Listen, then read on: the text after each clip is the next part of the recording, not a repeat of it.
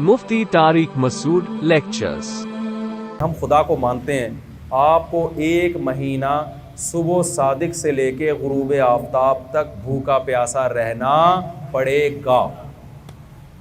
उसमें ये छूट रख दी कि बीमार और मुसाफिर उससे क्या है, मुस्तस्ना। ये भी नेचुरल है, वरना बीमारों के लिए कितना बड़ा अजाब बन जाता है रमज़ान का रोज़ा, कितनी बड़ी टेंशन बन जाती है। तो वो दो को क्या कर दिया कि खारिज कर दिया, आसान रखा उसमें। लेकिन खूब समझ लें, अल्लाह के अहकाम आसान तो होते हैं लेकिन उसमें लचक नहीं होती। मिसाल के तौर पर वुज़ू के लिए पानी नहीं है तो तयम्मुम करना पड़ेगा आपको। ऐसा नहीं हो सकता कि आप कहें कि यार चलो वुज़ू के लिए पानी जब है ही नहीं तो तयम्मुम में 2 दफ़ा हाथ ही मिट्टी में मारना है, छोड़ो ऐसे ही नमाज़ पढ़ लो। आप कुछ भी करेंगे ऐसे नमाज आपकी कबूल नहीं होगी। और ये भी नहीं हो सकता कि यार चलो छोड़ दो, आज छोड़ने का ऑप्शन भी नहीं।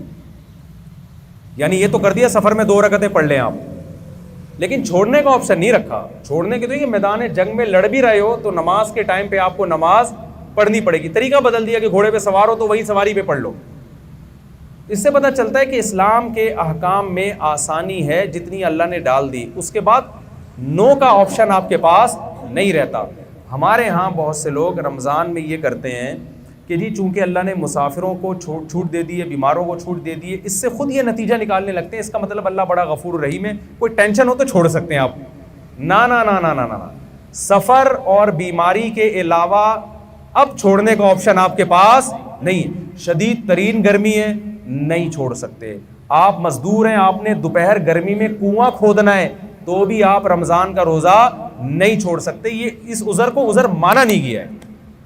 लोग अक्सर हमसे पूछते, गर्मी के रोज़ों में ख़ास तौर पे ज़्यादा पूछा करते थे कि एक मज़दूर दोपहर को कुदाल चलाता है, कुआं खोदता है, वो तो नामुमकिन है कि रखे वो रोज़ा, वो तो मर जाएगा प्यास से। मैं उससे कहता था भाई ये चूँकि मेरा मज़हब मैं बनाए हुआ दीन तो है नहीं, होता तो असम्बलियों में तो कानून हो जाता है ना कि यार ये थोड़ी पब्लिक को टेंशन हो रही है। देखो रसूलुल्लाह सल्लल्लाहु अलैहि वसल्लम के दौर में खातून आई, उन्होंने किया कि या रसूलल्लाह मेरे शौहर ने मुझे एक ऐसे अल्फाज बोले हैं जिससे ज़माने जाहिलियत में ये समझा जाता था कि तलाक़ हो गई है, हालांकि वो ऐसा नहीं था, ज़िहार जिसे कहते हैं। तो नबी सल्लल्लाहु अलैहि वसल्लम ने फरमाया मैं तुम्हारे लिए कोई रुख्सत नहीं पाता, तलाक़ हो गई है, बीवी हराम हो गई है ना। तो वो औरत अल्लाह से दुआएं मांगती रही, दुआएं मांगती रही, दुआएं मांगती रही। आसमान से वही नाजिल हुई कि इन अल्फाज से तलाक़ नहीं होती बल्कि कफ़ारा देने से, कफ़ारा दे देंगे तो निकाह इनका बाकी है।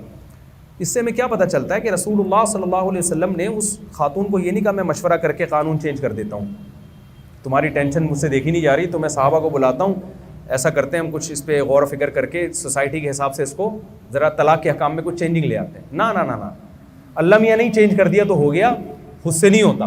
तो खूब समझ लें, मुफ्ती का काम लोगों को अल्लाह का कानून बताना है, सोसाइटी के हिसाब से चेंज करके उसको ऐसा बना देना कि उसमें सोसाइटी उसको कबूल कर ले। ये मौलाना साहब के बोले ना, ये नहीं, बस में नहीं।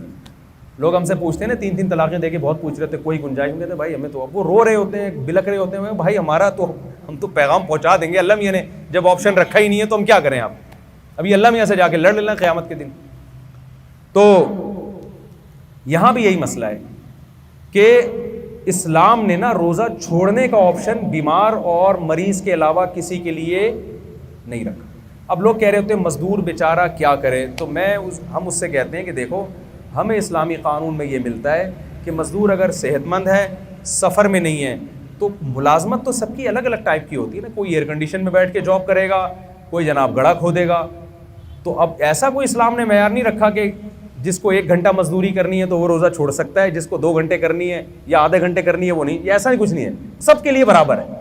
हाँ ये ज़रूर है कि रोज़ा वो रखे, और अगर हालत गैर हो जाए, रोज़ा रख के नाकाबिले बर्दाश्त हालत हो जाए तो फिर तोड़ने की इजाज़त है, बीमार होने का ख़तरा हो। क्योंकि जैसे बीमार को रोज़ा छोड़ने की इजाज़त है, ऐसे ही बीमारी के खौफ में आपको रोज़ा तोड़ने की भी बोले ना भाई इजाज़त है। जैसे शुगर के पेशेंट ने रोज़ा रख लिया, बाद में देखा शुगर बहुत डाउन हो रही है, हालत ख़राब हो रही है, तो रोज़ा वो तोड़ सकता है। तो अब ये शुगर के साथ ख़ास नहीं है, मज़दूर को अगर ये ख़तरा हो गया कि मुझे प्यास और इतनी ज़्यादा लग रही है کہ میں نے اگر روزہ نہیں توڑا تو میں بے ہوش ہو جاؤں گا یا خدا نخواستہ مر جاؤں گا یا میرے شوگر لیول ڈاؤن ہوگا جس سے کوئی بھی بیماری ہونے کا خطرہ ہے، تو جب اس کا یہ خیال ہو اور غالب گمان ہو کہ ایسا ہو جائے گا تو ایسی کنڈیشن میں اسلام اس کو روزہ توڑنے کی اجازت دیتا ہے۔ تو علماء کہتے ہیں جو کوئلے کی کان میں کام کرتے ہیں نا، روزانہ روزہ رکھیں گے اور روزانہ حالت غیر ہونے پر روزہ توڑیں گے، کیونکہ چھوڑنے کی دلیل نہیں ہے، توڑنے کی ہے۔ بہت مشکل ہے بات سمجھانا، میرا خیال نہیں آ رہی سمجھ میں۔ ہمارے غامدی صاحب نے تو فتویٰ دے دیا کہ کل آپ کا پیپر ہے تو بھی آپ روزہ چھوڑ سکتے ہیں۔ تو میں مقصد غامدی صاحب پہ رد کرنا نہیں ہے، مقصد یہ کہ اس قسم کے بھی اسکالرز مارکیٹ میں آ رہے ہیں، تو یہ قانون کو آپ اسلام کے چینج نہیں کر سکتے، جیسا ہے ویسا ہی رہنے دینا پڑے گا آپ کو۔ تو آپ کے پاس گرمی کی شدت کی وجہ سے، جاب کی وجہ سے، پڑھائی کی وجہ سے، پیپر کی وجہ سے روزہ چھوڑنے کا آپشن نہیں ہے، اور توڑنے کا بھی پیپر کی وجہ سے نہیں ہے، توڑنے کا بیماری کی وجہ سے ہے۔ سمجھ میں آ رہی بات کی نہیں آ رہی؟ تو اب مجھے ایک بات بتاؤ، جلدی سے بات کو ختم کرتا ہوں میں، کہ اللہ میاں نے یہ جو رمضان کا ہمیں دیا ہے نا، یہ بھی بڑا خاندانی حکم ہے۔ یہ بھی لگتا ہے کہ یہ اللہ ہی کا بنایا ہوا قانون ہے، کسی انسان کا بنایا ہوا قانون نہیں ہو سکتا۔ ایک دور تک ہم سنتے رہے، میں بچپن میں ڈاکٹروں سے سنا کرتا تھا کہ ہمیں ہر تھوڑی تھوڑی دیر میں نہ کچھ کھانا چاہیے، ایک دم پیٹ بھر کے نہیں کھانا چاہیے۔ مجھے شروع سے یہ بات میری کھوپڑی میں نہیں آتی تھی، یہ نیچر کے خلاف ہے۔ ایک ڈاکٹر صاحب کے پاس گئے، میرا پیٹ خراب ہے، انہوں نے کہا، ڈاکٹر صاحب نے کہا کہ دیکھیں تھوڑا سا کھائیں 2 ہونے والے، پھر آدھے گھنٹے بعد پھر تھوڑا سا کھائیں 2 یا 3 جتنے افورڈ کر سکیں، پھر تھوڑا کھائیں۔ میں نے کہا ڈاکٹر صاحب ہماری بکری کو تو میں نے اس اسٹائل میں دیکھا ہے، کبھی کسی انسان کو میں نے اس طرح کھاتا ہوا نہیں دیکھا۔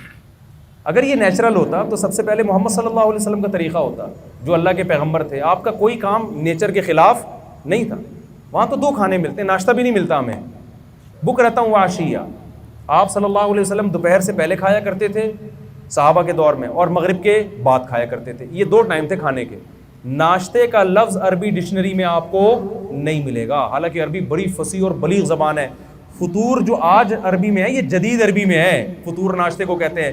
قدیم عربی میں ناشتے کا لفظ بولیں نہیں، بلکہ میں اور آپ کی جنرل نالج کے لیے ایک بات بتاؤں، انگریز کے بر صغیر میں آنے سے پہلے آپ کو اپنے باپ دادا کی ڈکشنری میں بھی ناشتے کا لفظ نہیں ملے گا۔ یہ انگریزوں نے ناشتہ متعارف کروایا ہے۔ سمجھ میں آ رہی ہے بات کہ نہیں آ رہی؟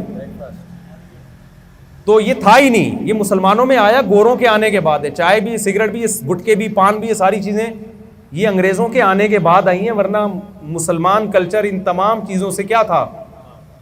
پاک تھا۔ وہ جانتے ہی نہیں تھے یہ کیا ہوتا ہے۔ تو چائے پئیں نہ، میں بھی پیتا ہوں، میں یہ نہیں کہ چھوڑ دیں آپ، یا پئیں نہ پئیں وہ آپ کا ہیڈیک ہے۔ بتانے کا مقصد یہ کہ یہ ساری چیزیں یہ بعد میں آئی ہیں، یہ ہمارا کلچر نہیں ہے۔ تو ان میں ناشتہ بھی بعد میں آیا ہے۔ 2 ٹائم کا کھانا ہے۔ اب سنا ہے ڈاکٹر یہی کہہ رہے ہیں کہ 2 ٹائم کھایا کرو، تمیز کا کھانا یہی ہوتا ہے 2 ٹائم کا، واللہ عالم۔ یہ ڈاکٹروں کی فیلڈ ہے کہ ڈاکٹر صاحب سے ہی پوچھیں آپ۔ تو اب آپ کو پتہ ہے مسلم فاسٹنگ کے نام پہ ایک بڑی تحریک چل رہی ہے ڈاکٹروں کی طرف سے، 16 گھنٹے کی فاسٹنگ، خاص طور پر جن کے ویٹ زیادہ ہیں۔ زیادہ تر تو کے ویٹ کیا ہیں؟ زیادہ ہی ہے نا میرا خیال ہے۔ میں نے بہت کم لوگ دیکھے کولیسٹرول کی کمی ہو جن میں، ایسے بہت دیکھیں۔ اچھا آپ جتنے لوگ مر رہے ہیں، مجھے ایک بات بتاؤ، کوئی ڈاکٹر صاحب بیٹھے ہیں تو ان سے پوچھیے گا کوئی ایک بندہ دکھائیں ہسپتال میں جو خوراک کی کمی سے مر رہا ہو؟ کوئی ہے ایسا بندہ؟ کتنی مہنگائی ہو جائے، کتنی غربت ہو جائے، ڈالر کتنا ہی اوپر چلا جائے، پھر بھی بھوک سے مرنے والوں کا ریشو ہمارے سوسائٹی میں کم ہے، کھا کے مرنے والوں کا ریشو بہت زیادہ۔ تو ہمیں جو حکم دیا ہے نا، اس میں روحانی قوت بعد میں ہے، ہمارے جسم اور باڈی کا فائدہ پہلے۔ علماء ایک زبردست بات کہتے ہیں کہ مال کی زکوٰۃ پیسہ ہے، باڈی کی زکوٰۃ کیا ہے؟ بولیں، روزہ۔ جیسے مال کی زکوٰۃ دینے سے حدیث میں آتا ہے کہ یہ میل کچیل ہے جو آپ کے مال سے نکل جاتا ہے، تو اسی طرح باڈی کی زکوٰۃ سے بھی آپ کی باڈی کا میل کچیل کیا ہوتا ہے؟ روزے کے ذریعے نکل جاتا ہے۔ یہ اللہ کی بہت بڑی ہم پر نعمت اور رحمت ہے، اور اس میں یہ تو جسمانی فائدہ ہے۔ روحانی فائدہ کیا ہے؟ یہ بہت اہم ہے۔ قرآن کیا کہتا ہے؟ لعلکم تتقون، اے ایمان والو تم پہ روزے فرض کیے گئے تاکہ تمہارے اندر تقوی پیدا ہو۔ تقوی عربی میں کہتے ہیں بچنے کو۔ دیکھیں آج کامیابی اسے سمجھا جاتا ہے کہ آپ کی ساری خواہشات پوری ہو جائیں. یہ بہت بڑی بھول ہے. جن لوگوں کی ساری خواہشات پوری ہوتی ہیں وہ ڈپریشن کے مریض بنتے ہیں اور بالآخر وہ خودکشی کی طرف ان کی طبیعت مائل ہوتی ہے. انسان کی باڈی کو اللہ نے ایسا بنایا ہے کہ ایک خواہش پوری ہوئی وہ 4 خواہشیں پیدا کر کے ختم ہوتی ہے. پھر وہ 4 خواہشیں پوری ہوئیں تو ایسا نہیں کہ اطمینان ہو جائے, وہ 4000 خواہشیں پیدا ہو چکی ہوتی ہیں. ما قضى احد منها لبانته ولن انتهى عرب الا الى عربی. شاعر کہتا ہے دنیا میں کسی کی ایک خواہش پیدا ہوتی ہے, ہزاروں انڈے بچے دے کے جاتی ہے وہ خواہش. تو پھر ایک اسٹیپ ایسا آتا ہے کہ آپ کی ایک خواہش بھی اگر پوری نہ ہو تو آپ اسٹریس اور ڈپریشن میں جانے لگتے ہو اور آپ کو خودکشی کے خیالات آنا شروع ہو جاتے ہیں. یورپ میں آپ جائیں, جس ملک میں سب سے کم ٹینشن ہے وہیں ٹینشن کا ریشو سب سے زیادہ ہے. نہیں یاری بات میرا خیال ہے. آپ کی ساری خواہشات اگر پوری ہو جائیں نا تو اس سے ٹینشن کبھی بھی ختم نہیں ہوتی. اس سے ٹینشن کیا ہوتی ہے؟ کیونکہ آپ میں مزید خواہشات جنم لیتی ہیں اور آپ کے اندر جو ریزسٹنٹ پاور ہے نا خواہشات پہ کنٹرول کرنے کی, اپنی منمانی زندگی کے خلاف چلنے کی, وہ صلاحیت آپ کے اندر ختم ہو جاتی ہے. روزہ آپ میں یہ کوالٹی پیدا کرتا ہے کہ آپ کی چاہتوں کے خلاف چلنے پر آپ کو مجبور کرتا ہے, جس سے آپ کے اندر اپنی خواہشات کو کنٹرول کرنے کی صلاحیت پیدا ہوتی ہے.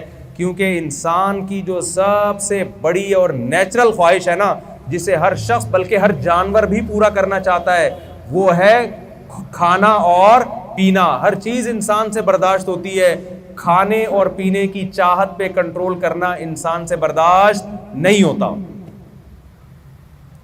سمجھ میں آ رہی بات کی؟ تو اسلام نے 1 مہینے کے لیے کیا کہہ دیا, جو آپ کی سب سے مرغوب چیز تھی نا کھانا اور پینا, اسی پہ پابندی لگا دی. تبھی آپ دیکھیں روزے میں کتنا عجیب سا ہوتا ہے انسان. صبح آفس جانے کا دل نہیں کر رہا کیونکہ وہ جو چائے پی کے جانے کی عادت تھی وہ چائے کیا ہو گئی, اور ٹائم کیسا رکھا ہے کھانے پینے کا, ایسا ٹائم کھانے کا رکھا ہے کہ دنیا میں کوئی بھی اس ٹائم پہ نہیں کھاتا. یعنی اللہ میاں نے اجازت دے بھی دی نا کھانے کی, تو ایک سحری کے ٹائم پہ کھاؤ.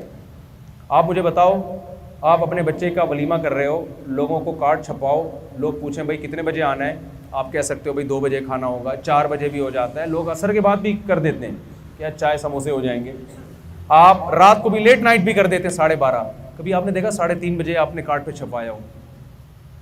یہ ہمارے بچے کی شادی ہے, ولیمہ ہے, اور ٹائم کیا ہے صبح, تو آپ کہو گے بھائی آپ کھاؤ, آپ کا بچہ کھائے, ہم اپنے گھر میں عزت کے ساتھ سو رہے.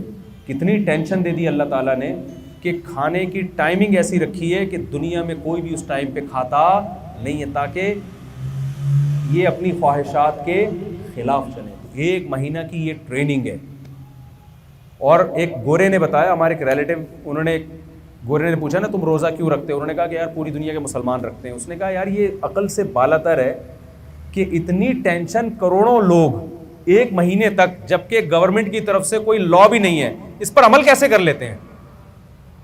میں آپ کو دعوے سے کہتا ہوں اگر اسلام یہ حکم نہ دیتا نا اور یونائٹڈ نیشن کی طرف سے لا پاس ہو جاتا کہ پوری دنیا میں صرف 1 کروڑ لوگ 1 مہینہ بھوکے رہیں گے, میں کہتا ہوں 1 کروڑ تو دور کی بات, 1 لاکھ بھی اس قانون پہ عمل نہ کرتے, چاہے کتنے انعامات لگا دیتے. یہ آسان کام نہیں ہے.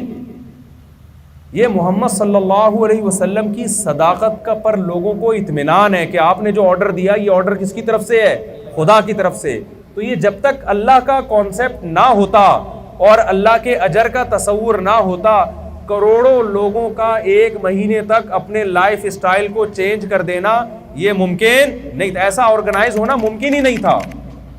تو رمضان خود اسلام کے اور محمد صلی اللہ علیہ وسلم کے برحق ہونے کی ایک بہت بڑی دلیل ہے. اب آخری بات یہ کہ اللہ نے ہمیں ہماری خواہشات پہ جو کنٹرول کروایا ہے رمضان میں, اس کی حکمت اللہ نے بیان کی تاکہ تمہارے اندر برائیوں سے بچنے کی صلاحیت پیدا ہو جائے. لیکن افسوس کے ساتھ یہ کہنا پڑتا ہے کہ جیسے ہم رمضان سے پہلے ہوتے ہیں, رمضان کے بعد بھی بالکل ایز اٹ از اسی طرح ہوتے ہیں. 1.001% بھی ہم میں چینجنگ نہیں آتی. اس کی وجہ یہ ہے کہ ہم رمضان کو رمضان سمجھ کے اور اس کی حکمتوں کو سامنے رکھ کے گزارتے نہیں. تو اس رمضان میں اور آپ یہ ارادہ کر لیں کہ ہم ٹریننگ کی نیت سے انشاءاللہ اس رمضان کو گزاریں گے. ہم کہیں گے اے اللہ جو چیزیں حلال تھیں اور انتہائی مرغوب تھیں. ہم جب تیری خاطر اس کو چھوڑ رہے ہیں تو ہم یہ پریکٹس اس نیت سے کر رہے ہیں تاکہ جو چیزیں حرام ہیں اور ان کا چھوڑنا روٹی چھوڑنے سے آسان بھی ہے, ہم پورے سال ان حرام چیزوں سے انشاءاللہ بچنے کی کوشش کریں گے. اس نیت سے رمضان آپ گزاریں گے تو انشاءاللہ رمضان آپ کی زندگی میں چینجنگ لے کر آئے گا. اور اگر یہ نیت نہیں کریں گے تو روزے تو آپ کے انشاءاللہ ہو جائیں گے, لیکن جو روزوں کا مقصد ہے وہ حاصل نہیں ہوگا, کولیسٹرول کم نہیں ہوگا, باقی مقصد کہاں سے حاصل ہوں گے. دیکھیں فاسٹنگ سے ہی ہوتا ہے نا, آپ نتھر جاتے ہیں لیکن رمضان میں نہیں نتھرتے. اس کی وجہ یہ ہے کہ جو آپ نے صبح سے لے کے شام تک پرہیز کیا ہے, وہ افطاری میں جو کھانے کی اسپیڈ اور جس قسم کی چیزیں کھائی جا رہی ہوتی ہیں, تو رمضان میں جو مادی حکمتیں ہیں ان حکمتوں کی ایسی کی تیسی ہو جاتی ہے. تو جیسے مادی حکمتوں کی پکوڑے کھانے اور سموسے کھانے سے ایسی کی تیسی ہوتی ہے, روحانی حکمتوں کی ایسی کی تیسی اس سے بھی زیادہ ہوتی ہے. تو ہم نے مادی طور پہ بھی اپنے آپ کو پہ کنٹرول کرنا ہے اور روحانی طور پہ بھی اپنے آپ پہ کنٹرول کرنے کی کوشش کرنی ہے. تو ہم رسول اللہ صلی اللہ علیہ وسلم کی جب سیرت کو اٹھا کے دیکھتے ہیں نا, تو 100% آپ پہ وہ چیزیں جچتی ہیں جو کسی پیغمبر میں ہونی چاہیے. اور آپ کے علاوہ دنیا میں کوئی شخصیت ایسی نہیں گزری جس نے یہ دعویٰ کیا ہو کہ میرے پاس اللہ کا پیغام ہے, تو اس میں یہ تینوں چیزیں پائی جائیں. اس کا لائف اسٹائل, اس کے پاس پیغام بھی ہو اور پیغام بھی ایسا ہو جس سے لگے کہ یہ پیغام خدا ہی کا پیغام ہو سکتا ہے, خدا کے علاوہ کسی اور کا پیغام نہیں ہو سکتا. جتنی شخصیات دنیا میں گزری ہیں جنہوں نے نسبت کس کی طرف کی ہے, اللہ کی طرف. ہمارے پاس بہت سارے مذاہب ہیں اس وقت دنیا میں, ہر مذہب کا دعویٰ ہے کہ ہم برحق ہیں, ہم پہ چلو گے تو کامیاب ہوگے. یہی مذہب کا دعویٰ ہوتا ہے نا. ہندو کا دعویٰ ہے بھائی ہندوازم میں کامیابی, عیسائیت کا دعویٰ ہے بھائی عیسائیت میں کامیابی, یہودیت کا دعویٰ ہے یہودیت میں کامیابی. اور جو ملحد لوگ ہیں یہ بھی ایک مذہب بن کے آ گیا ہے سامنے. جو ایتھیسٹ ہیں, اگرچہ ایتھیزم کوئی مذہب نہیں ہے, مذہب کا انکار ہے, لیکن وہ انکار بھی تو ایک مذہب ہی ہے نا بھائی. ان کے بھی تو کچھ نظریات ہوتے ہیں, کچھ لاز ہوتے ہیں, کچھ اصول ہوتے ہیں, ان اصولوں پہ وہ چلاتے ہیں آپ کو. تو وہ بھی تو ایک مذہب عربی میں کہتے ہیں ما ذهب الیہ الرجل, وہ سوچ جس کی طرف آپ جاتے ہیں. تو ایتھیسٹ کی بھی ایک سوچ ہوتی ہے, ایک اس کا ایک کانسیپٹ ہوتا ہے. مثال کے طور پر وہ کہتے ہیں انسانیت سب سے پہلے ہے بس, تو ایک مذہب ہی ہو گیا نا یہ. میرا خیال ہے شاید میں ٹی وی میں آ رہا ہوں, میں سمجھا پا رہا ہوں اپنی بات. اس کی بھی ایک سوچ ہوتی ہے. مثال کے طور پر کہتے ہیں بھائی انسانیت ہے, ہمارا کوئی مذہب نہیں, ہمارا مذہب کیا ہے, انسانیت, ہیومن رائٹس اور ویمن رائٹس. انسانوں کے لیے کام کرو, عورتوں کے حقوق, مردوں کے حقوق, لیڈیز کے حقوق, اور اللہ بھلا کرے آپ کا جانوروں کے حقوق اور وغیرہ وغیرہ. حقوق کی ایک طویل فہرست ہے ان کے پاس, ادا کسی کے بھی نہیں ہوتے. ادا کیا ہے, کیونکہ جب آپ نے ہیومن رائٹس کا ایک مبہم نعرہ لگایا ہے نا, تو ہیومن کی آپ ایک پوزیشن تو واضح کریں کہ بھائی وہ ہیومن آپ کا ابا ہے یا بھائی ہے یا بیٹا ہے یا پوتا ہے, نواسا ہے, کیا ہے وہ. اور ویمن رائٹس کی جب آپ بات کریں گے تو اس کی پوزیشن تو واضح کریں کہ ویمن سے آپ کی اماں مراد ہے, آپ کی بہن مراد ہے, آپ کی بیٹی مراد ہے, آپ کی بھتیجی مراد ہے. ہر ایک کا ایک الگ الگ درجہ ہے نا. تو انہوں نے سارے رشتے ختم کر کے ایک مبہم سا نعرہ لگایا کہ ابا کو بھی ختم کر دیا. آپ ملحد لوگوں میں جائیں گے, دیکھو جب آپ پاکستان میں آئیں گے مارکیٹ میں چینی شارٹ ملے گی آپ کو, مارکیٹ میں ڈیزل اور پیٹرول شارٹ ملے گا. ابا ہماری مارکیٹ میں کبھی شارٹ بولے نہیں. لیکن آپ یورپ اور امریکہ جائیں گے تو آپ کو نہ ڈیزل مارکیٹ سے شارٹ ملے گا, نہ آپ کو مارکیٹ میں چینی شارٹ ملے گی, لیکن ابا ان کی مارکیٹ سے کیا ہو گئے, شارٹ. میں اکثر لوگوں سے کہتا ہوں, ہم جب پوچھتے ہیں نا آپ کے والد صاحب خیریت سے ہیں, تو وہ کہتے ہیں ہاں یا نا میں جواب دیتا ہے. گورے سے آپ یہ نہیں پوچھ سکتے والد صاحب خیریت, آپ پہلے پوچھیں گے والد صاحب ہیں, وہ کہے گا ہاں ہیں. اگلا اس سوال ہوگا اچھا آپ بتائیں خیریت سے ہیں یا نہیں ہے. پہلے آپ کو یہ نالج لینی پڑے گی کہ ان لوگوں کے ہاں جس میں بیٹھا وہ ان کے خاندان میں ابا کا کانسیپٹ ہے یا نہیں. دو قسم کے لوگ آ گئے. تو ایتھیسٹ لوگوں کا بھی ایک مذہب ہے, وہ کہیں ابا ابا سے کچھ نہیں ہوتا, کوئی شادی بیاہ اور یہ سب یہ نکاح طلاق کے عدت مدت وراثت فضول قسم کی باتیں. ہیومن رائٹس اور ویمن رائٹس, یعنی ہیومن میں تو عورتیں خود بخود آ گئی, لیکن ویمن کے پھر ایک الگ سے رائٹس. تو ان کا بھی ایک مذہب ہے. تو ہم یہ دیکھتے ہیں بھائی ہر شخص کا دعویٰ ہے کہ میرے پاس جو مذہب ہے وہ کیا ہے, وہ کانسیپٹ بالکل صحیح ہے. اور محمد صلی اللہ علیہ وسلم کا بھی ایک دعویٰ ہے کہ میں جو مذہب دنیا میں لے کے آیا ہوں یہ میرا بنایا ہوا نہیں ہے بلکہ یہ کس کا بھیجا ہوا ہے؟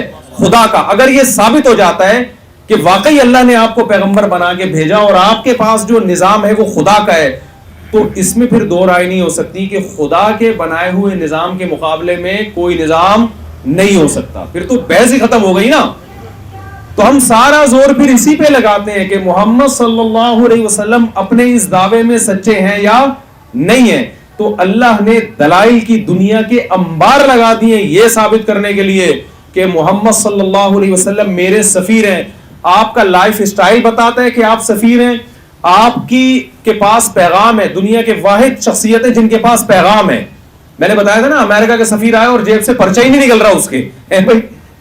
آپ واحد ہے جن کے پاس پیغام بھی ہے, اور پیغام بھی ایسا خاندانی جس پیغام اور قانون کو دیکھ کے لگتا ہے کہ یہ خدائی قانون ہو سکتا ہے, یہ محمد صلی اللہ علیہ وسلم کا گڑا ہوا قانون نہیں ہو سکتا.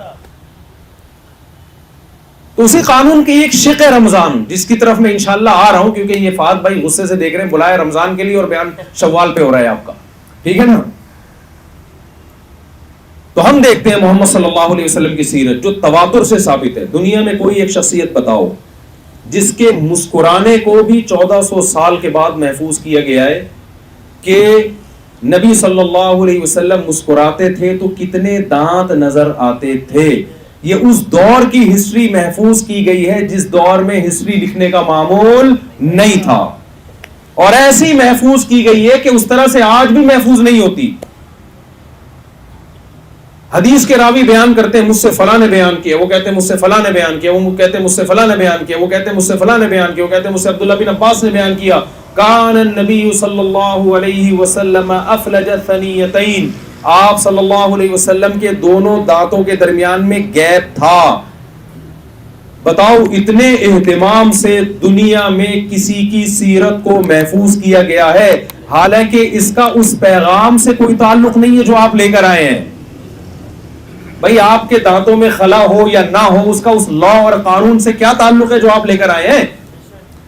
خدا نے بتا دیا کہ جس کے دو دانتوں کے درمیان گیپ کی کو بھی میں نے سند کے ساتھ محفوظ رکھا ہے, اور سند بھی ایسی کہ آپ جب حدیث کی کتاب پڑھیں گے, امام ترمذی یہ حدیث لے کر آئے, مجھ سے عبد الرحمن بن عبد العزیز نے بیان کیا, وہ کہتے ہیں مجھے ابھی پوری سند ذہن میں مستحضر نہیں ہے کہ عبد العزیز بن ابی ثابت الزہری نے بیان کیا, پوری سند ہے.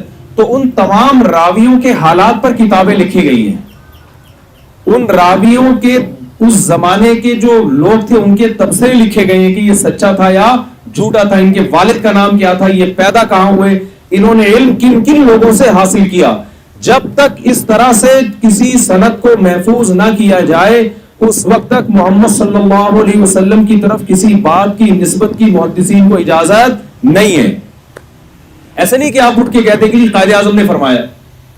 ہم کہہ رہے ہوتے نا, وہ ایک صاحب تقریر کر رہے تھے نا, اکثر میں ایک چٹکلا سناتا ہوں, بیان کے دوران کہہ رہے تھے کہ فرمایا کہ جو آدمی نماز نہیں پڑھتا وہ ایسے جیسے بدکار ہے, وہ فرمایا کہ جو آدمی زکوٰۃ نہیں دیتا وہ ایسے جیسے وہ پتہ نہیں جہنم میں فلاں طبقے میں جلے گا. تو انہوں نے پوچھا یار یہ جو تم بار بار فرمایا کر رہے ہو, ہم نے تو ایسی کبھی حدیث سنی نہیں, کس نے فرمایا؟ اس نے کہا ہم نے فرمایا. کس نے فرمایا؟ یہ مائک جو ہے نا بیچارہ ڈاؤن ہوتا جا رہا ہے, مجھے لگ رہا ہے اس کے سیل ختم ہو رہے ہیں. تو ختم ہو گیا یہ نہیں, یہ سیل کا مسئلہ ہے. اچھا تار ہل رہی. اچھا تو دنیا میں کوئی ایسا شخص نہیں ہے جس کے ایک ایک ادا کو سند کے ساتھ اس طرح سے محفوظ کیا گیا. آپ کو پتا ہے اسلامی قانون جو ریٹن فارم میں آیا ہے نا, سب سے پہلے امام ابو حنیفہ نے اس کو مرتب کیا, پھر امام شافعی نے مرتب کیا, امام مالک نے, امام احمد بن حنبل نے. یہ تابعین اور تبع تابعین کے دور کے لوگ تھے. آج سے 1300 سال پہلے اس وقت دنیا میں کہیں بھی قانون ریٹن فارم میں لانے کا رواج نہیں تھا. کامیابی کے ساتھ اس نے کئی صدیاں گزار دیں, اور آج بھی دنیا کی آنکھوں میں آنکھیں ڈال کے وہ یہ کہہ رہا ہے کہ میرے جیسا لا اور قانون دنیا میں کسی کے پاس نہیں ہے. یقین نہ آئے تو آپ یورپ اور امریکہ کے قوانین کو دیکھ لیں آپ جا کے, کس طرح انسانیت کو تباہی بربادی کے دہانے پہ لا کے کھڑا کر دیا ان لوگوں نے. رسول اللہ صلی اللہ علیہ وسلم نے جو قانون مرتب کیا نا, جو آپ صلی اللہ علیہ وسلم قانون دے کر گئے, جس کو مسلمان فقہا نے آج سے 1350 سال پہلے ریٹن فارم میں لائے, اس قانون کی خوبیاں کیا ہیں؟ آج اس قانون کو ہم کمپیئر کرتے ہیں نا, ہمارے پاس دو ہی دنیا میں لا چل رہے ہیں. ایک سیکولرزم جو بڑی کامیابی کے ساتھ کہا جاتا ہے کہ چل رہا ہے, حالانکہ وہ تباہی بربادی کی طرف جا رہا ہے. دوسرا ہے اسلام. اس قانون کی آپ خوبی دیکھیں جو 1350-1400 سال پہلے پیش کیا جا رہا ہے. جو پیش کرنے والے ہیں ان کے ہاتھ نے, قرآن کہتا ہے, کبھی الف کی لکیر بھی نہیں کھینچی. نہ لکھنا جانتے ہیں اور نہ پڑھنا جانتے ہیں. ضابطہ پیش کیا جا رہا ہے, جی آپ نے لائف کیسے گزارنی ہے. اس میں سب سے پہلا حکم جو دیا جا رہا ہے وہ ہے صفائی اور طہارت. میں سمجھا پا رہا ہوں اپنی بات؟ کیا حکم دیا جا رہا ہے؟ صفائی اور طہارت. یا ایھا المدثر, پہلے تو علم کی فضیلت بیان کی جا رہی ہے نا, اقرأ بسم ربک الذی خلق. تو ظاہر ہے علم کی فضیلت ہوگی تو آگے نالج ہوگی. اس علم کی فضیلت کے بعد جو سب سے پہلا آرڈر دیا جا رہا ہے وہ کیا ہے؟ وَثِيَابَكَ فَطَهِّرْ, اپنے کپڑوں کو کیا رکھیے؟ پاک رکھیے. کپڑوں کو پاک رکھنے کا مطلب, جب کپڑوں کو پاک رکھنا ہے تو جسم کو بطریق اولا پاک رکھنا ہے. ظاہر ہے جسم کی ویلیو تو زیادہ ہے نا. دوسری بات, حکم جو دیا جا رہا ہے وہ طہارت کا. آپ کو پتہ ہے طہارت اور نظافت یہ دونوں الگ الگ چیزیں ہیں. آج بھی دنیا میں صفائی اور نظافت کو تو ویلیو دی جاتی ہے, طہارت کا لفظ مسلمانوں کے علاوہ کسی قوم کی ڈکشنری میں ہے ہی نہیں. سمجھ میں آ رہی ہے بات کہ نہیں آ رہی؟ اس میں حکم یہ دیا جا رہا ہے کہ آپ نے دن میں 15 مرتبہ اپنے چہرے کو دھونا ہے. آپ نے دن میں 15 مرتبہ اپنی ناک میں پانی ڈال کے صاف کرنا ہے. آپ نے دن میں 15 مرتبہ کلی کرنی ہے. دن میں 15 مرتبہ مسواک کرنی ہے. ایک دفعہ میں 3 دفعہ ہوتا ہے نا, 3 دفعہ ایک وضو میں. 15 مرتبہ آپ نے دن میں کیا کرنی ہے؟ مسواک. ان عربوں کو جو وضو کے عمل اور طہارت سے آشنا نہیں تھے, اور وہاں 15 دفعہ منہ دھونے کا حکم دیا جا رہا ہے جن کے ہاں آج تک پانی کی شدید قلت ہے, جن کے ہاں پیٹرول سستا ہے اور پانی مہنگا ہے. بتاؤ یہ پیغام محمد صلی اللہ علیہ وسلم خود سے گھڑ سکتے ہیں؟ ایسی صفائی آپ کو یورپ میں آج بھی نظر آتی ہے؟ آج ہم ڈینٹسٹ سے دانتوں کے صفائی کی اہمیت سنتے ہیں. جو ڈینٹسٹ ہوتے ہیں کہ جی دانت صاف کرنے چاہیے. رسول اللہ صلی اللہ علیہ وسلم نہ ڈاکٹر تھے, نہ اس معنی میں حکیم تھے جیسے آج کل ہوا کرتے ہیں, نہ کوئی آپ صلی اللہ علیہ وسلم معاذ اللہ کوئی ڈینٹسٹ تھے. لیکن آپ صلی اللہ علیہ وسلم نے مسواک کا اتنی کثرت سے استعمال کیا ہے, اتنی کثرت سے. دیکھیں اسلام کی صفائی اور غیر مسلم کی صفائی میں ایک بڑا فرق ہے. غیر مسلموں کی صفائی شروع ہوتی ہے باہر سے, آہستہ آہستہ کہاں جاتے ہیں؟ پھر وہ اندر کی طرف. اسلام جو صفائی کا آرڈر کر رہا ہے نا, وہ سب سے پہلے پیٹ میں کیا ڈالنا ہے؟ کلوا من الطیبات, پاکیزہ چیز پیٹ میں ڈالنی ہے. یہ کانسیپٹ کس نے دیا ہے؟ بھائی آپ لوگ بولیں گے تو بات چلے گی نا آگے, بالکل چپ چپ نہ بیٹھیں, مجھے بہت تکلیف ہوتی ہے. یہ کانسیپٹ کس نے دیا ہے؟ اسلام نے دیا. دنیا میں دیکھیں, کوئی شاید یہاں کوئی ڈاکٹر صاحب بھی بیٹھے ہوئے ہوں, میڈیکل سائنس جو ہے نا, جب آپ ڈاکٹر سے پوچھیں ڈاکٹر صاحب میں یہ کھا سکتا ہوں کہ نہیں کھا سکتا, ڈاکٹر اس میں چیک کرے گا پروٹین ہے یا نہیں, کولیسٹرول لیول بڑھا تو نہیں دے گا.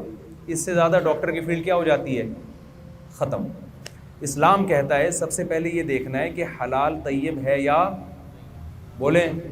پروٹین تو کتے میں بھی ہوتے ہیں, پروٹین تو چھپکلیوں میں بھی شاید ہوتے ہوں گے, لال بیگ میں بھی ہوتے ہوں گے. اسلام نے بتایا ہے کہ یہ انسان ہے, انسان نے وہ غذائیں کھانی ہیں جو انسان پہ سوٹ کرتی ہیں, جن میں سب سے پہلے ان غذاؤں کا پاکیزہ ہونا ضروری. پابندیاں لگا دیں کہ یہ والے جانور کھا سکتے ہو, یہ نہیں کھا سکتے, اور جو کھا سکتے ہو ان کو بھی ذبح کر کے ان کے جسم سے بلڈ اور خون کو آپ نے کیا کرنا ہے؟ نکالنا ہے. خون سمیت نہیں کھا سکتے. آج گورے بھی نا ذبیحہ کو ترجیح دے رہے ہیں. ہمارے ریلیٹو ہے نا امریکہ میں ادھر ادھر, وہ کہتے ہیں یار گورے آ رہے ہوتے ہیں حلال چاہیے.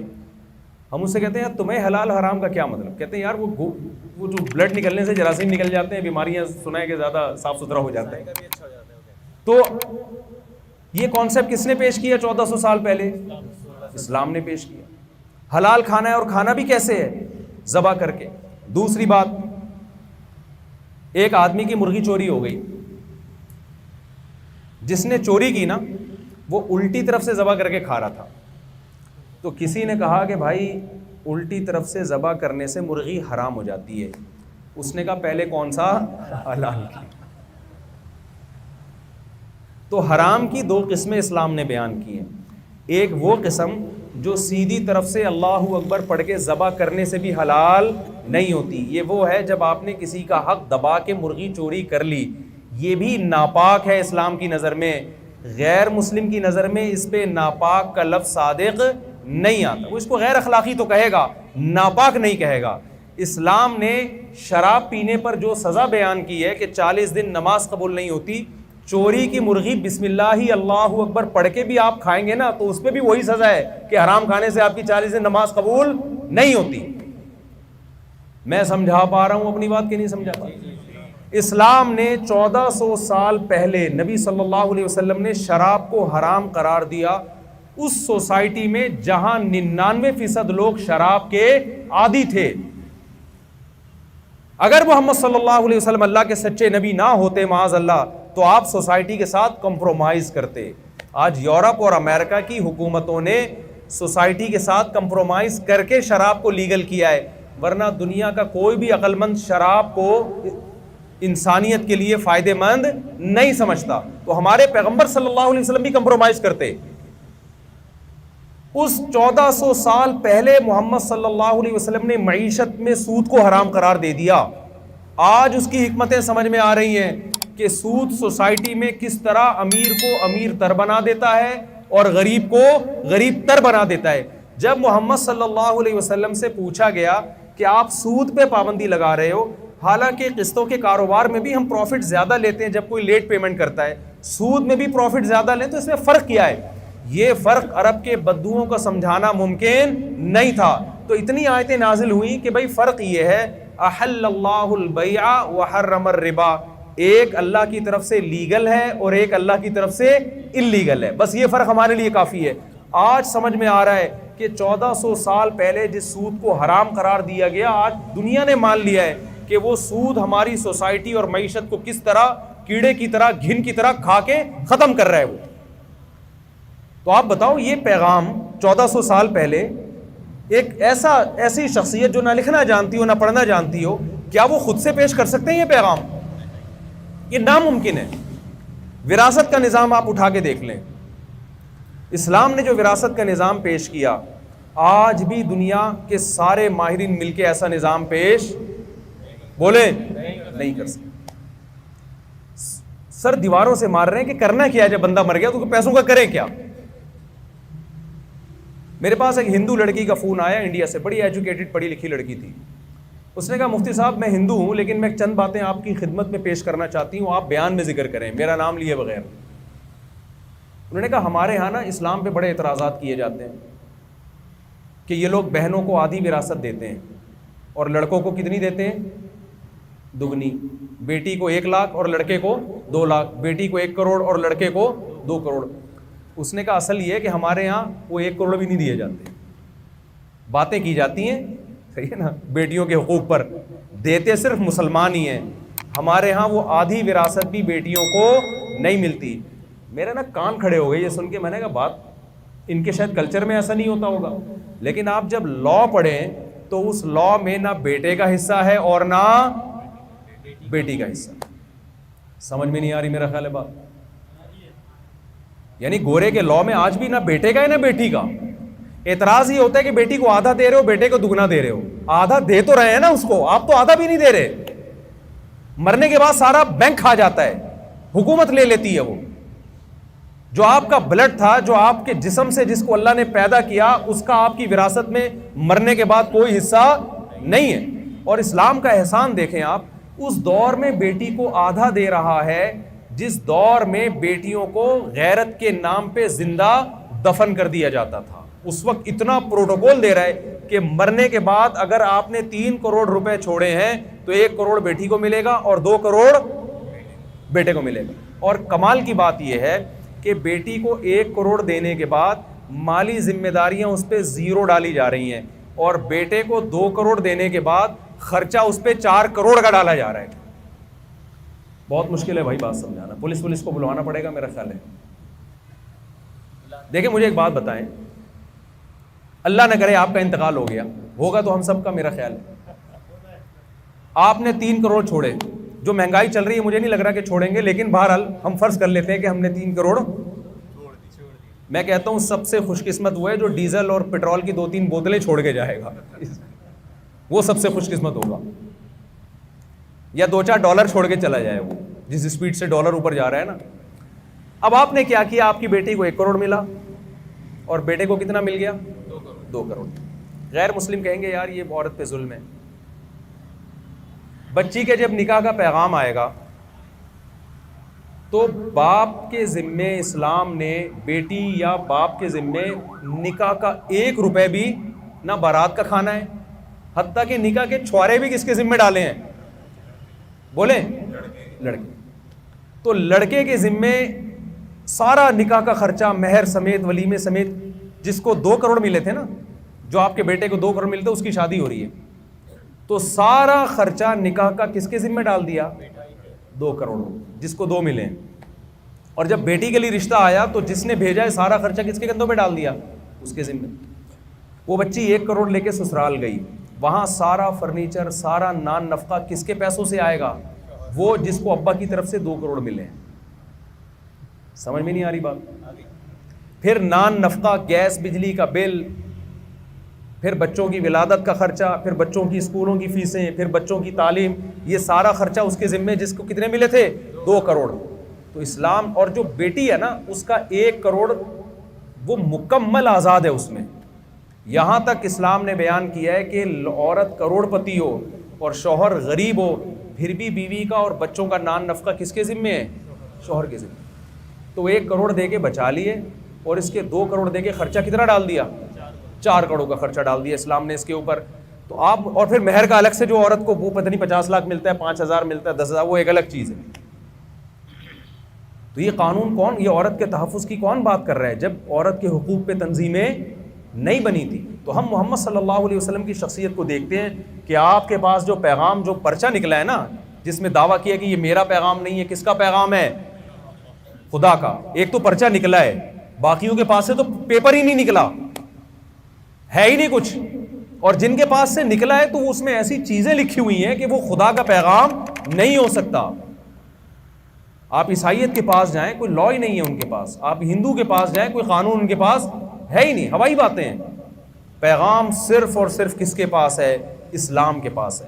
تو انہی پیغاموں میں سے ایک پیغام یہ ہے کہ اسلام نے خلاصہ جو بیان کیا گیا ہے نا کہ النصح للہ وللمسلمین، للہ ولرسولہ ولعامۃ المؤمنین، او کما قال صلی اللہ علیہ وسلم، کہ اللہ کا حق ادا کرنا ہے اور مخلوق کا حق ادا کرنا ہے. ان 2 قسم کے حقوق کا نام کیا ہے؟ اسلام.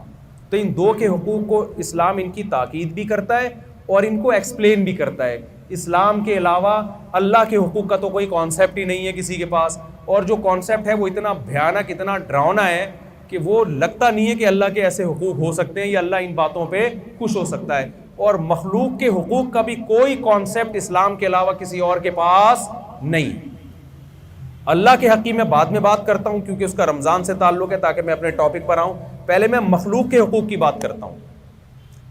مخلوق کے حقوق کی اسلام کے علاوہ جو تحریکیں چلتی ہیں نا، ان میں مخلوق کے حقوق کیا ہیں؟ بھائی جتنے بھی انسان ہیں نا، سب کیا ہیں؟ برابر. یہیں سے ایک دھاندلی کیا ہو گئی ہے؟ بولو، نہیں آ رہی بات میرا خیال. یہیں سے کیا ہو گئی؟ آپ نے مشاہدے کے خلاف ایک نظریہ فرض کر لیا. وہ ایک چٹکلا ہے کہ وہ ایک جو ہے نا، وہ چیلا اور گرو پہلے زمانے میں ہوا کرتے تھے نا. ایک گرو ہوتا تھا جو ان کا چیلا، اور ایک چمچا ہوتا تھا جو گرو کا چمچا. یہ دونوں کسی ملک میں گئے, پتہ چلا کہ جی وہاں سب برابر ہے, سب کے حقوق کیا ہیں, سیم. تو گرو نے کہا چل چیلے اس ملک میں چل کے رہتے ہیں جہاں ایکویلٹی کی بیس پہ سب کے رائٹس کیا ہیں, برابر, سارے ایک جیسے, وہاں بڑا امن ہوگا, سکون ہوگا, کوئی بڑا چھوٹا نہیں ہے. تو چیلے نے کہا حضور یہ کیسے ہو سکتا ہے, یہ خدا کا بنایا ہوا نظام ہے, کسی کا مرتبہ زیادہ کسی کا مرتبہ کم, تو سارے ایک جیسے کیسے ہو سکتے ہیں, تو یہ صحیح کنٹری نہیں ہے. اس نے کہا نہیں بڑا اچھا کنٹری ہے, چلتے ہیں. تو جب یہ اس ملک میں گیا نا تو پتہ چلا جی کسی مجرم کو پھانسی دی جا رہی ہے. اب یہ لوگ گئے پھانسی کا منظر دیکھنے کے لیے, تو وہ جو مجرم تھا اس کی گردن بہت موٹی تھی, جیسے ہمارے وہ ایک ہیں ان کی گردن اتنی موٹی ہے کہ پھانسی دی نہیں جا رہی ان کو, تو اس وجہ سے وہ ہر دفعہ بری ہو جاتے ہیں. اب کون ہے میں زیادہ نہیں ڈیٹیل میں جاؤں گا. ایک بڑے بزرگ ہیں, کئی دفعہ ان کو پھانسی کا فیصلہ سنایا گیا, لیکن پھانسی دینے سے پہلے وہ فیصلہ اس لیے واپس لیا گیا, جہاں تک میرا ایک تجزیہ ہے کہ وہ گردن پھندے کے حساب سے, یعنی اتنی بڑی گردن ہے کہ ابھی تک ایسا پھندا انہوں نے ایجاد ہی نہیں کیا. تو جب اس کو پھانسی پہ لے کے کسی کو لے کے گئے تو اس کی گردن موٹی تھی, پھندا کیا تھا, چھوٹا تھا. وہاں بحث ہو گئی یار یہ تو پھندے پہ آ ہی نہیں رہا. تو انہوں نے کہا بادشاہ سے پوچھا, بادشاہ نے کہا دیکھو ہمارے یہاں سب برابر ہیں, یہ نہیں آ رہا نا تو جو آ رہا ہے اس کو لٹکا دو. سب کے حقوق کیا ہیں, بھائی ضروری تھوڑی ہے کہ مجرم کو سزا دی جائے. اگر مجرم کی گردن نہیں آ رہی تو پھانسی تو دینی ہے, تو جس کی آ رہی ہے اس کو لٹکا دو. تو گرو کی آ رہی تھی, گرو کی گردن آ رہی تھی, اس کو پکڑ کے لے جانے لگے. وہ بھاگا اور توبہ کی بھائی آئندہ میں کبھی کسی ایسے کنٹری میں نہیں جاؤں گا جن میں سب کے حقوق کیا ہیں, برابر ہے. یہ تو خیر ایک چٹکلا تھا سمجھانے کے لیے کہ یہ نیچرل نہیں. انہوں نے مرد اور عورت کو برابر کر دیا. کیا کر دیا, مرد اور عورت کو سیم حقوق ہیں دونوں کے. اسلام نے دونوں کی دیکھا کہ بھئی یہ میڈیکلی سیم نہیں ہے تو حقیقت میں کیسے سیم ہو سکتے ہیں. اسلام نے قانون بنایا الرجال قوامون علی النساء, ہم نے مرد کو عورت پر فضیلت دی ہے. گھر کا سربراہ کون ہوگا, بولے بھائی, مرد ہوگا. عورت شوہر کے ماتحت اور تابع ہوگی, غلام اور لونڈی نہیں ہوگی, ماتحت اور تابع ہوگی. یہ بالکل ایک نیچر کے حساب سے تھا. اسلام نے بتایا کہ سب کے حقوق برابر نہیں ہیں. سب سے پہلے کس کا حق ہے بھائی مخلوق میں, تمہارے پیرنٹس, تمہارے ماں باپ. آپ نے ایئر ہوسٹس کا اسٹائل بات کرنے کا, سب حضرات نے یہاں جہازوں میں سفر کیا ہوگا, دیکھا ہوگا, بڑی تمیز سے بات کرتی ہے. لیکن اسلام اس اخلاق اور تمیز کو ماننے کے لیے تیار نہیں ہے. اسلام کہتا ہے یہ تمیز اگر اپنے ابا کے ساتھ اور اپنی اماں کے ساتھ اور اپنے ہسبینڈ کے ساتھ ہے اس پہ ثواب ملے گا, کسٹمر کے ساتھ ہے تو تنخواہ ملے گی, ثواب بولے نا کیا ہو گیا بھائی, نہیں ملے گا. یہ کون بیان کرتا ہے, یہ گورا بتا سکتا ہے یہ باتیں؟ یہ محمد صلی اللہ علیہ وسلم نے بتائی ہیں کہ تمہارے اخلاق کا سب سے پہلے حقدار تمہارے گھر والے ہیں, جو ریلیشن ہے. کمال کی بات یہ کہ ریلیشن کے حقوق تو بعد کی بات ہے, ریلیشن ہی ختم ہو گئے. ریلیشن وجود میں آتے ہیں نکاح سے, اس سوسائٹی میں نکاح کیا ہو گیا, ختم. اسلام نے بتایا کہ اتقوا اللہ, اللہ سے ڈرو اور اس ذات سے ڈرو جس نے تمہیں ایک مرد اور عورت سے پیدا کیا اور پھر تمہیں ایک رشتوں میں تقسیم کر دیا اس نے, تو رشتے ختم ہو گئے وہاں پہ. تو مخلوق کے حقوق میں اسلام نے سب سے پہلے رشتوں کو بیان کیا ہے کہ بعد والے بعد میں, سب سے پہلے تمہارے والدین ہیں, پھر بیوی بچے ہیں, پھر بھائی بہن ہیں. بار بار قرآن میں لفظ آتا ہے نا اقربا, قریب کے لوگ, قریب کے لوگ. جو سب سے زیادہ قریبی ہے اس کا حق بھی سب سے زیادہ. اور پھر اس میں وراثت کے حکام بیان کیے, اس میں نان نفقے کے حکام بیان کیے.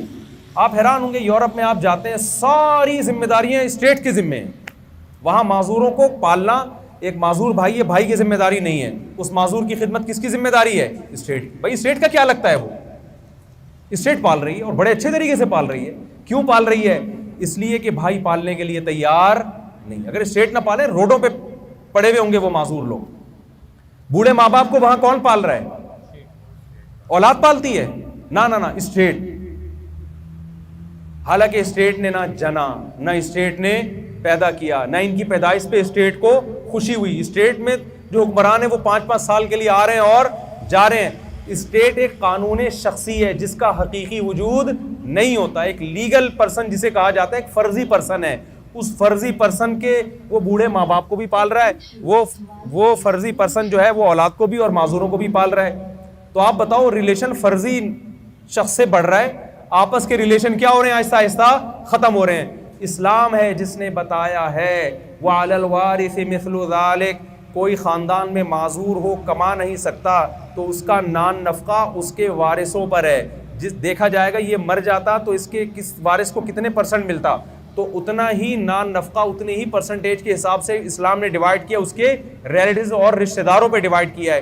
ماں باپ کا خرچہ ڈالا ہے اولاد کے ذمے. تو یہ جو ریلیشن کا ایک نظام پیش کیا، یہ کس کا پیش کردہ نظام ہے؟ یہ اسلام کا اور محمد صلی اللہ علیہ وسلم کا. اس سے آپس میں ریلیشن مضبوط ہوتے ہیں اور محبتیں آپس میں ملتی ہیں.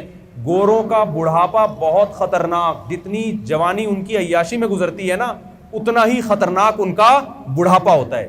میں تو ایک بات لوگوں سے بار بار کہہ رہا ہوں، میں نے گوروں میں بوڑھی عورتوں کو کتوں سے دل بہلاتے ہوئے دیکھا ہے. میں یہاں لبرل انٹیوں سے کہتا ہوں کہ اللہ میاں نے کتے کا بہترین آلٹرنیٹ میاں دیا ہے آپ کو. جوانی میں شادی کر کے میاں کو پال لو، یہ بڑھاپے میں بغیر دم کے کتے کا، استغفر اللہ زیادہ ہو گئی، یعنی حقیقت تو یہی ہے نا، غلط تو نہیں کہہ رہا. نہ اولاد ہو رہی ہے نہ میاں ہے، بڑھاپے میں کتے، اور اس پہ خوش ہوتے ہیں کہ گورنمنٹ ہمیں اتنا دے رہی ہے. گورنمنٹ تمہیں محبت تھوڑی دے سکتی ہے، تمہاری تنہائی تھوڑی دور کر سکتی ہے. تبھی اس غیر فطری طرز حیات کا یہ نتیجہ ہے کہ خودکشیوں کا ریش اتنی ترقی کے باوجود یہاں سے کئی گنا زیادہ ہے. اسلام، قرآن کیا کہتا ہے؟ فطرت اللہ التی فطر الناس علیہا. اسلام نام ہے اس فطرت کا، اس نیچر کا جس نیچر پہ اللہ نے انسانوں کو پیدا کیا. تو جو دعویٰ کیا، قانون اسی دعوے کے حساب سے دیے اسلام نے. سمجھ میں آ رہی ہے بات کہ نہیں ہے؟ یہ تو مختصر میں نے حقوق العباد کی بات کی ہے. اسی طرح اسلام میں اللہ کے حقوق کی بڑی ویلیو ہے. ہم جب دوسری قوموں کی طرف دیکھتے ہیں تو ان کی ڈکشنری سے اللہ کا لفظ کیا ہو گیا؟ بولیں، صرف وہ مائی گاڈ کی حد تک رہ گیا ہے. جب کوئی ٹینشن ہو مائی گاڈ، بس اس سے زیادہ گاڈ سے رشتہ کیا ہے؟ ختم. جبکہ اسلام بتاتا ہے کہ جیسے ماں باپ کا رشتہ سب سے قریبی کیونکہ انہوں نے آپ کو جنا، اس سے بھی زیادہ رشتہ آپ کا خالق کے ساتھ ہے جو کریٹر ہے، جس نے آپ کو پیدا کیا. اس کے کیا حقوق ہیں یہ بیان کرنے سے بھی محمد صلی اللہ علیہ وسلم کے علاوہ دنیا میں جتنے لوگ ہیں وہ یہ بیان اور ایکسپلین کرنے سے قاصر ہیں. اللہ نے بتایا اور محمد صلی اللہ علیہ وسلم نے بتایا کہ جو خدا ہے نا اس کے حقوق کیسے ادا ہوں گے. ایک تو اس نے بتایا کہ مخلوق کا حق بھی اصل میں خدا ہی کا حق ہے. آپ مخلوق پہ جب خرچ کرتے ہیں تو یہ بھی کس کے حکم پہ؟ آپ ماں باپ کی خدمت کر رہے ہیں تو یہ ماں باپ کا نہیں ہے، یہ حق کس کا ہے؟ اللہ کا ہے، گاڈ کی وجہ سے کر رہے ہیں آپ. سورہ دہر میں آپ دیکھیں نا، انما نطعمکم لوجہ اللہ لا نرید منکم جزاء ولا شکورا. قرآن کہتا ہے ہمارے نیک بندے جب غریبوں کو کھلاتے ہیں تو کھلاتے ہوئے کہتے ہیں کہ ہم تمہیں خدا کے لیے کھلا رہے ہیں، تمہارے لیے نہیں کھلا رہے. جب ہم تمہیں تمہارے لیے کھلا ہی نہیں رہے ہیں تو ہمیں نہ تم سے اس کا بدلہ چاہیے اور نہ شکریہ چاہیے. ہمیں یہ لفظ بھی ہمیں اچھا نہیں لگتا. ہمیں بدلہ کس سے چاہیے؟ خدا سے. غیر مسلم جب مخلوق کو کھلائے گا خدا کے لیے نہیں، وہ ہیومن رائٹس کا خیال کرتے ہوئے کہ میں انسان ہوں، انسانوں کا انسانوں سے رشتہ ہوتا ہے، اس رشتے کی لاج میں کھلائے گا. جبکہ مسلمان جب انسانوں کو کھلائے گا تو یہ کس کے آرڈر پہ؟ یہ خالق کے حق کو پورا کرنے کے لیے کھلائے گا. لہذا اس کے لیے اس کو دکھانے کی بھی ضرورت نہیں ہے، اس کو ریٹرن میں شکریہ بھی نہیں چاہیے. آپ دیکھ لیں نا، لوگ ایک بہت اشکال کرتے ہیں کہ پاکستان میں لوگ ٹیکس نہیں ادا کرتے، زکاتیں دبا کے ادا کر رہے ہیں، غریبوں پہ جو خرچ کر رہے ہیں وہ ٹیکس سے کئی گنا زیادہ ہے. اس کی وجہ یہی ہے، ان کو پتہ ہی جو ہم زکوٰۃ یا صدقے دے رہے ہیں اللہ کو دے رہے ہیں، وہاں سے مل جائے گا ہمیں. حکومت کو جو دیں گے اس پہ لوگوں کو اطمینان کہ پتہ نہیں کہاں جائے گا، کس کے پیٹ میں جائے گا. میں لاہور گیا اور انڈس ہاسپٹل آپ جا کے دیکھیں، ان کی کروڑوں اور بلکہ اربوں روپے کا بجٹ ہے. سارا بجٹ ٹوٹلی عوام اٹھا رہی ہے. جو ہاسپٹل میں ڈائلیسس کے پیشنٹ کا فری علاج، ہارٹ پیشنٹ کا فری علاج. میں یورپ بھی گیا، وہاں میں نے دیکھا فری علاج کرتا کون ہے؟ فری علاج اسٹیٹ، حکومت. یہاں بھی ہم دیکھیں بہت سے اسپتال فری علاج، ایک بھی گورنمنٹ کا ایسا اسپتال نظر نہیں آیا جہاں ٹوٹلی علاج کیا ہو، فری. اور جو فری والے ہیں وہاں علاج سے زیادہ بیمار ہونے کا ریشو کیا ہے؟ آپ ذرا چلیں نا پان گٹکے کی جو پیکیں آپ کو فری ہسپتالوں میں نظر آئیں گی, وہ دیکھ کے ہی آدمی بیمار ہو جائے. تو یہاں عوام تو ذمہ داریاں پوری کر رہی ہے, گورنمنٹ پوری نہیں کر رہی. وہاں گورنمنٹ پوری کر ہی اس لیے رہی ہے کہ عوام پوری نہیں کر رہی, وہاں پہ کر بھی نہیں سکتی, کیونکہ بڑے بڑے ہسپتالوں کو چلانے کے لیے جو موٹیویشن چاہیے وہ موٹیویشن مذہب تو آپ کو دے سکتا ہے, وہ حکومتیں آپ کو وہ موٹیویشن نہیں دے سکتی. ممکن ہے لوگ کہیں کہ یار فلاں ہسپتال وہاں بھی چلا رہے ہیں, بھائی اتنا پیسہ جو غربت یہاں ہے, یہ غربت تھوڑا پارسل کرو نا وہاں پہ, پھر دیکھو چلا سکتے ہیں کہ نہیں چلا سکتے. تو اب مسئلہ کیا ہے کہ اسلام نے اللہ کے حق بھی بیان کیا, اور ایسے خاندانی طریقے سے بیان کیا ہے نا کہ دنیا میں کسی کے پاس خدا کے حقوق پر بھی ایسا پیغام بولے نہیں. اس نے بتایا کہ 5 قسم کی عبادتیں, 5 قسم کے کام ایسے ہیں جو اللہ کے بندوں پر فرض ہیں خالصتاً, کس کے لیے؟ اللہ کے لیے. نمبر 1 نماز.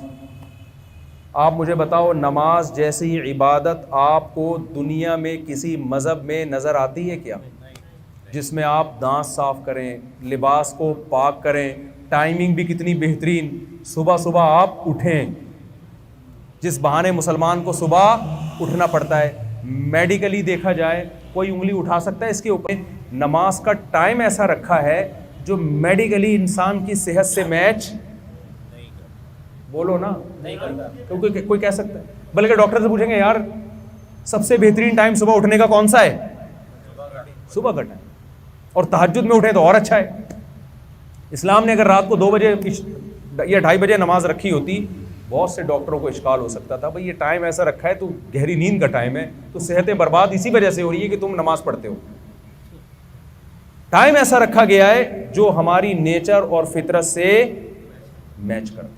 طریقہ ایسا رکھا گیا ہے, وضو کرو, دانت صاف کرو, طہارت حاصل کرو, یہ غسل, تو یہ تمام جو پورا پروسیس ہے, اس سے بہتر پروسیس عبادت کا کوئی لا سکتا نہیں ہے.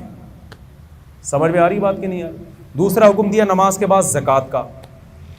ہے یہ مخلوق کے لیے, لیکن اس کو حق کس کا قرار دیا گیا ہے؟ اللہ کا. یؤخذ من اغنیائہم وترد الی فقرائہم, مالداروں سے لی جائے گی اور اسی قوم میں غریبوں پہ تقسیم کر دی جائے گی. اتنا بہترین نظام زکوٰۃ کا رکھا. ٹیکس کا نظام اور زکوٰۃ کو ذرا آپ کمپیئر کریں. ٹیکس ہر چیز پہ گورنمنٹ لیتی ہے, اللہ میاں جو ہم سے زکوٰۃ کے نام پہ ٹیکس لیتے ہیں, نا غریبوں سے تو ہے ہی نہیں. غریبوں سے وہ ٹیکس بولو نہیں لیا. درمیانے طبقے سے بھی نہیں ہے. 3 قسم کے طبقے ہیں اسلام میں, ایک مالدار جن سے زکوٰۃ لی جاتی ہے, دوسرا غریب جن کو زکوٰۃ دی جاتی ہے, تیسرا درمیانی طبقہ کہ نہ لی جائے گی اور نہ ان کو دی جائے گی. نہ یہ غریبوں کی کیٹیگری میں آتے ہیں کہ زکوٰۃ لے لیں, اور نہ اتنے مالدار ہیں کہ ان سے زکوٰۃ لی جائے. پھر جن مالداروں سے لی جاتی ہے اس میں کتنی آسانی رکھ دی, اس مال میں لی جاتی ہے جو بڑھنے والے اموال ہیں. آپ کے استعمال کی چیزوں پہ زکوٰۃ, کیونکہ گاڑی ایسے نہیں ہے 1 سے 2 ہو جائے, گھر ایسا نہیں ہے آپ رہ رہے ہو تو 1 سے 2 ہو جائے. تجارتی مال پہ جو بیچنے کے لیے خریدا ہو, جو چیزیں بیچنے کے لیے خریدی جاتی ہیں وہ 1 سے 2, 2 سے 4, 4 سے 8. تو اللہ نے کہا ان میں گروتھ ہے, لہذا ان میں سال میں صرف ایک دفعہ 2.5% تم نے میرا حق مجھے دینا ہے, اور دینا کس کو ہے؟ غریبوں پہ خرچ کر دینا. تو آپ بتاؤ اس سے زیادہ بہترین کوئی نظام مالیات کا نظام ہو سکتا ہے کیا؟ کوئی نظام نہیں ہو سکتا. تیسرا اللہ نے کیا حکم دیا؟ صوم رمضان. پہلا جو تھا وہ تو توحید ہے, جو 5 ارکان میں سے, کہ اللہ کے ساتھ کسی کو شریک نہ کیا جائے. کیونکہ دنیا میں کوئی ریاست ایسی ریاست نہیں ہے جو کہے کہ آپ ہماری اسٹیٹ میں رہ کے 2 ریاستوں کے قائل ہوں. تو پہلی تو ابتدائی توحید سے ہوتی ہے نا, کہ جب ایک ہے تو خدا کیا ہے؟ بس ایک ہی ہے, اسی کی مان کے چلنا ہے. چوتھا حکم اسلام نے دیا ہے رمضان کا. چوتھا حکم کیا دیا ہے؟ رمضان, جس کے استقبال پر آج میں نے بیان کرنا تھا, لیکن میرے بیانات میں ہمیشہ تمہید لمبی ہوتی ہے اور ٹاپک پر بات کم ہوتی ہے, کیونکہ اس تمہید کے بغیر میں اگر ٹاپک پر بات کروں گا نا تو وہ 5 منٹ کی بات بھی وہ 5 گھنٹے میں بھی سمجھ میں نہیں آئے گی. اور جب تمہید لمبی ہو جاتی ہے تو پھر وہ 5 منٹ کی بات بھی انشاءاللہ 5 منٹ میں سمجھ میں آ جاتی ہے.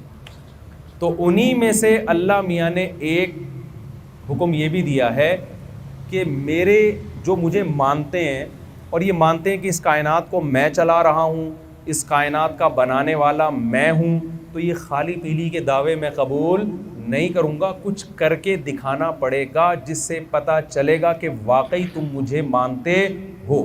آپ جب کسی سے محبت کا دعویٰ کریں تو فری پھوکٹ کے دعوے آج کل چلتے ہیں۔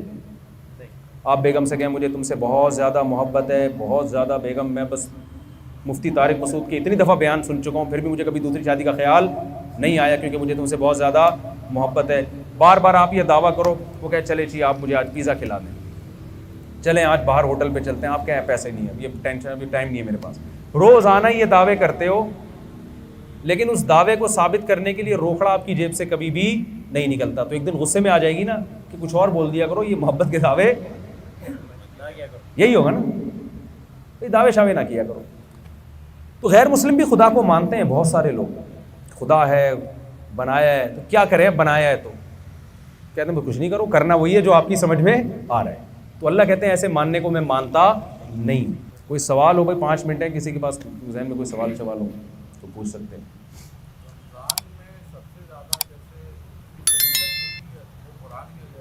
رمضان میں جو سب سے زیادہ فضیلت ہے وہ پہلے تو روزے کی ہے اور برائیوں کو چھوڑنے کی ہے۔ حدیث میں آتا ہے بہت سے روزے دار ایسے ہیں جن کو بھوک پیاس کے علاوہ کچھ بھی حاصل نہیں ہوتا، ٹھیک ہے نا، تو کیا مطلب، یہ وہ روزے دار ہیں جو روزہ رکھ کے بھی برائیاں نہیں چھوڑتے۔ ہاں قرآن کی دیکھیں کچھ عبادتیں رمضان کے ساتھ خاص ہیں، وہ تو پورے سال ہیں لیکن رمضان میں ان کا ثواب زیادہ ہے۔ ایک تو روزہ ہے، دوسرا صدقات و خیرات اور تلاوت۔ حدیث میں آتا ہے رسول اللہ صلی اللہ علیہ وسلم رمضان میں سخاوت کا دریا بن جایا کرتے تھے، بہت زیادہ سخاوت تھی رمضان میں، اور تلاوت بہت زیادہ کیا کرتے تھے۔ تو یہ 2 چیزوں کو رمضان میں زیادہ فوکس کرنا چاہیے۔ تبھی تراویح ہے، تراویح بھی اسی وجہ سے ہے نا کہ تاکہ ہم قرآن سنیں اور سنیں۔